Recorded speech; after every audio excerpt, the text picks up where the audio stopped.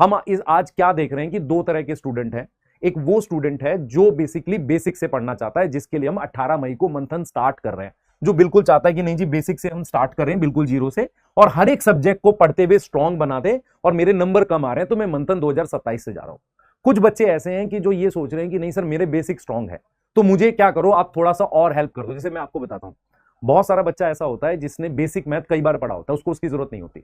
उसने क्या होता है सेल बहुत पढ़ा होता है, उसको जरूरत नहीं होती। उसको जरूरत होती है उन चैप्टर्स की जो उनमें उनका बेस नहीं बना। जैसे क्लास 12 के चैप्टर जल्दी निकल जाते हैं, 11th के लास्ट के चैप्टर वेव्स हो गया, ऑसिलेशन हो गया, वो उसको नहीं आते। तो हमने क्या किया है, एक ही बैच में दो कैटेगरी बना दी है। एक वो कैटेगरी जिसको हम एक नॉर्मल मंथन बैच की तरह आराम से मतलब नहीं प्रॉपर तरीके से पढ़ा रहे हैं, जिसमें डेली की 3 क्लासेस होंगी, आपको डीपीपी मिलेगी, टीचर बिल्कुल बेसिक से पढ़ाएगा। और एक बैच हम यहां पे ऐसे स्टूडेंट के लिए लाएंगे जिसको हम क्या बोलेंगे अचीवर। तो ऐसा कर रहे हैं। तो दो अलग अलग स्टूडेंट है। एक स्टूडेंट वो है जिसकी ये है कि भाई मुझे बेसिक से पढ़ना और मैं सिलेक्ट होना है।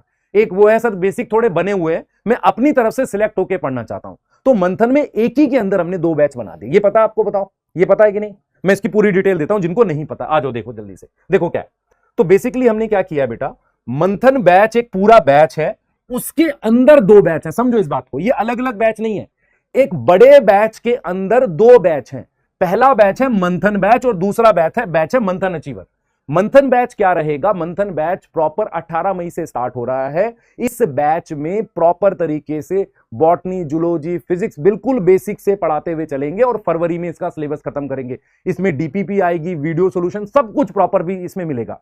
इस बैच में क्या होगा बताता हूं आगे, पर यह बैच जल्दी खत्म होगा। जल्दी कैसे? ये अक्टूबर में खत्म हो सकता है।